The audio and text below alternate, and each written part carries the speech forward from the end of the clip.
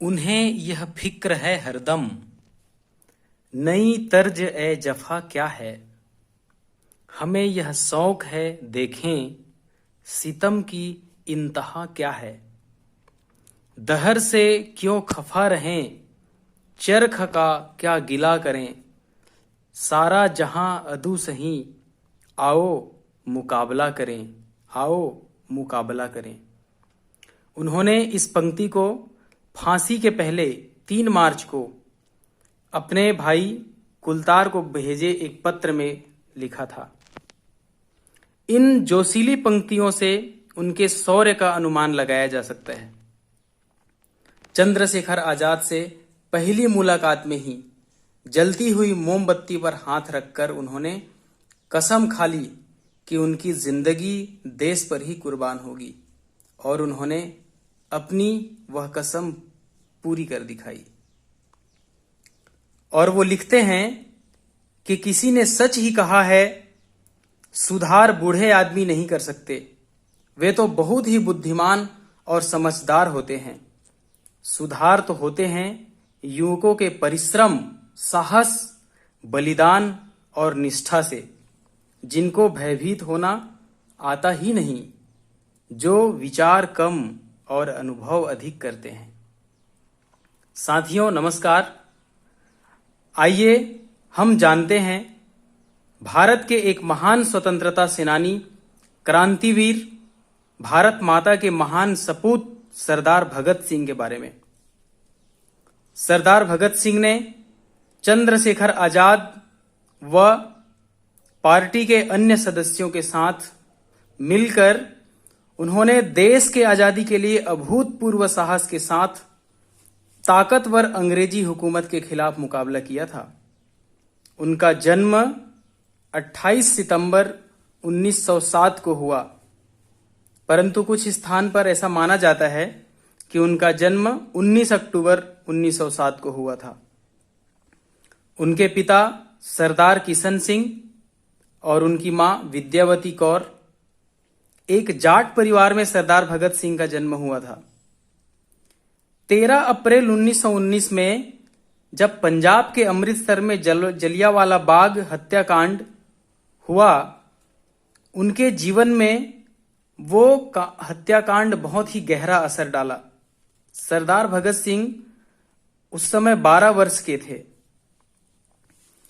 बाद में लाहौर के नेशनल कॉलेज की पढ़ाई छोड़कर भगत सिंह ने देश की आजादी के लिए एक संगठन बनाया और नाम दिया नौजवान भारत सभा।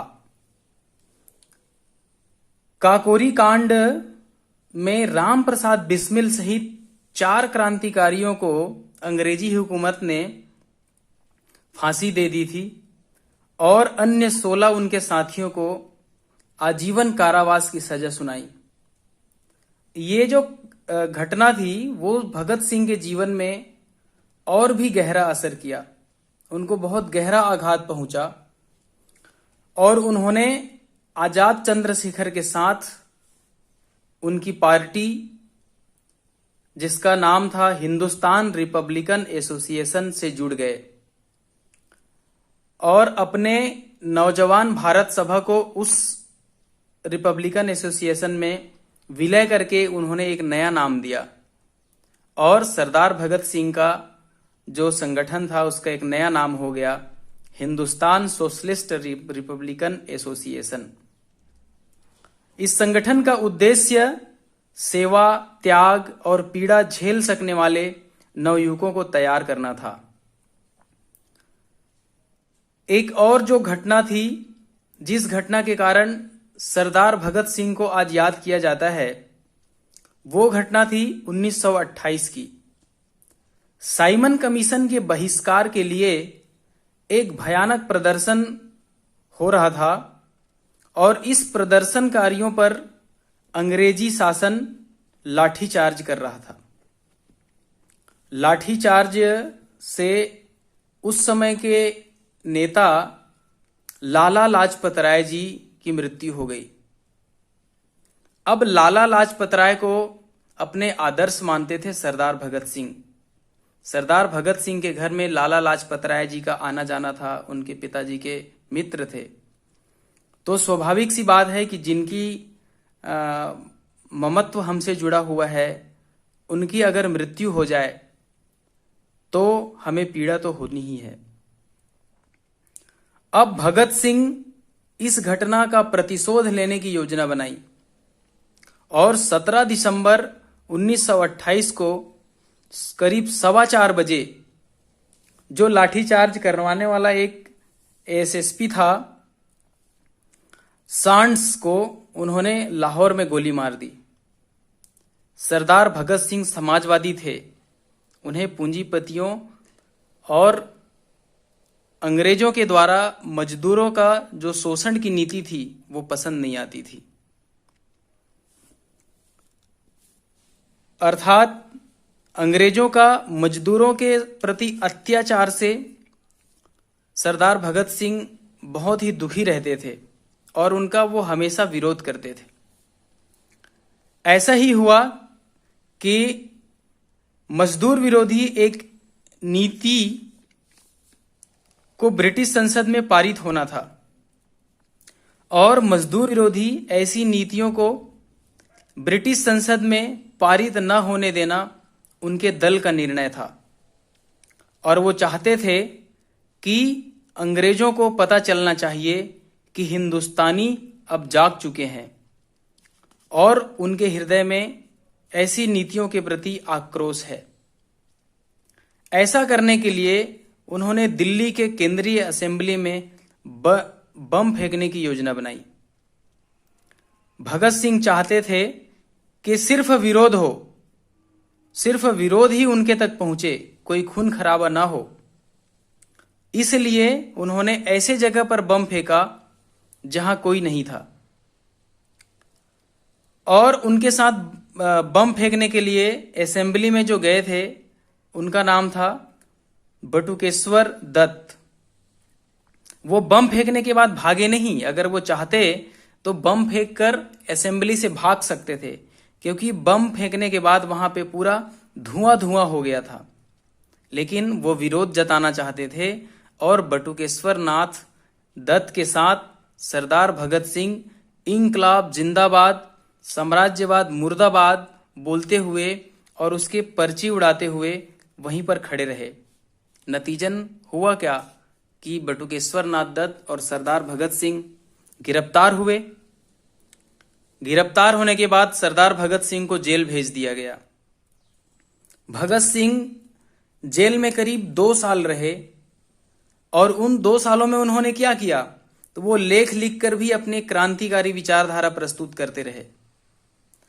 एक लेख में तो उन्होंने लिखा, मैं नास्तिक क्यों हूं, जिस लेख को बहुत बार मीडिया ने भी छापा, अलग अलग न्यूज़पेपर ने भी छापा और लगातार वो ऐसे देश के लिए, देश की आज़ादी के लिए जेल के अंदर से भी वो बहुत प्रकार के आंदोलन करते रहे। अंग्रेज की नीतियों के खिलाफ भी बहुत सारे आंदोलन करते रहे।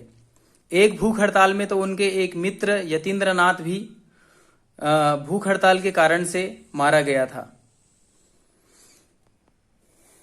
भगत सिंह को 26 अगस्त 1930 को अदालत ने आईपीसी की धारा 129, 302 तथा विस्फोटक पदार्थ अधिनियम की धारा 4 और 6F के तहत आईपीसी 120 के अंतर्गत अपराधी सिद्ध किया था।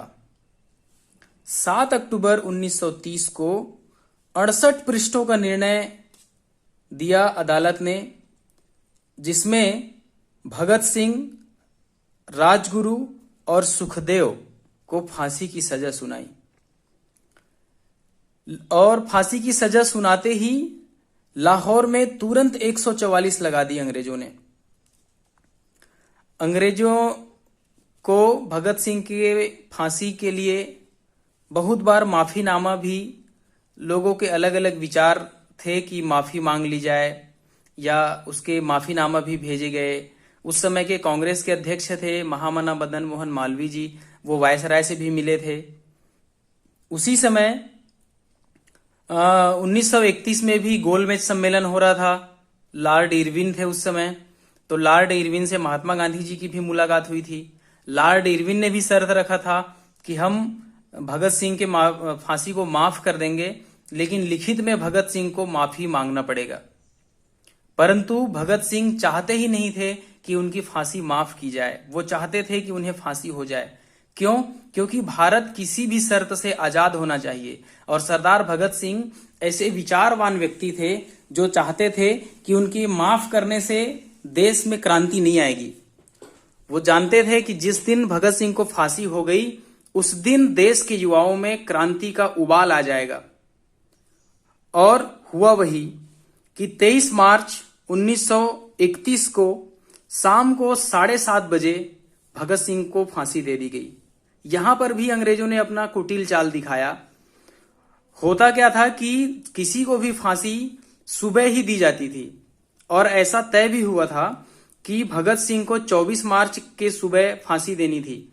लेकिन अंग्रेज ये चाहते थे कि जिस दिन भगत सिंह को फांसी होगी, उस दिन एक भीड़ आएगी, एक हुजूम उमड़ेगा और प्रशासन को नेस्तनाबूद करना पड़ेगा, नष्ट कर देंगे। हो सकता है हमें भगत सिंह को फांसी देने के बाद देश छोड़ना पड़ जाए। इसलिए अंग्रेजों ने अपनी कुटिल चाल चलते हुए शाम को 7:30 बजे सुखदेव, भगत सिंह और राजगुरु को फांसी दे दी, और उनके मृत शरीर को क्या किया, तो टुकड़े टुकड़े करके फिरोजपुर के तरफ ले जा रहे थे ट्रक में भर के। लेकिन हुआ ये कि वहां के गांव वालों को कुछ पता लगा, और गांव वालों को पता लगते ही उन लोगों ने सरदार भगत सिंह के टुकड़े टुकड़े फेंके हुए मृत शरीर को उन्होंने मुखाग्नि दी और उन्होंने दाह संस्कार किया। दोस्तों, देश की आजादी में लगभग 6,32,000 क्रांतिवीर शहीद हुए थे। उसमें ये हमारे जो भगत सिंह थे वो एक प्रकार से शहीद आजम थे। जिस प्रकार से सरदार भगत सिंह के शहीद को याद किया जाता है, उनकी शहादत को याद किया जाता है, वैसे बहुत कम लोगों की शहादत को याद किया जाता है। सरदार भगत सिंह 1907 में पैदा हुए और 1931 में उनको फांसी दे दी गई। यानी कि लगभग 23 साल की उम्र में उन्होंने दुनिया को छोड़ के चले गया। लेकिन इस 23 साल में ही उन्होंने एक ऐसा राह दिखाया, एक ऐसा मार्ग दिखाया कि वो हंसते हंसते फांसी पर झूल गए। मेरा रंग दे बसंती चोला, मेरा रंग दे बसंती चोला, मेरा रंग दे बसंती चोला गाते हुए उन्होंने फांसी के फंदे पर झूल गए। हंसते हंसते उन्होंने देश के लिए मौत को गले लगा लिए। वो चाहते तो माफी मांग सकते थे, अपने आप को छुड़ा सकते थे, लेकिन वो नहीं चाहते थे। वो यही चाहते थे कि देश की बलिवेदी पर उनका नाम जरूर जाना चाहिए, और जिस दिन भारत आजाद होगा उस दिन सरदार भगत सिंह युवा हृदय में एक सम्राट बन के निवास करेगा। आज भी भारत और पाकिस्तान की जनता भगत सिंह को आजादी के दीवाने के रूप में देखती है, जिसने अपनी जवानी सहित सारी जिंदगी देश के लिए समर्पित कर दी। दोस्तों, उनके भी माता पिता थे, उनका भी परिवार था। वो चाहते तो अपने परिवार के लिए जी सकते थे, वो अपने घर वालों के लिए, अपने माता पिता के लिए जी सकते थे, लेकिन उन्होंने एक नया विकल्प चुना, एक अलग विकल्प चुना कि युगों युगों तक युवाओं को एक संदेश मिले कि घर से, परिवार से, जाति से, समाज से राष्ट्र बड़ा होता है, और राष्ट्र के लिए जीने वाला व्यक्ति ही इस दुनिया में अमर होता है। ये सरदार भगत सिंह का एक बहुत बड़ा संदेश है। साथियों, बहुत बहुत धन्यवाद।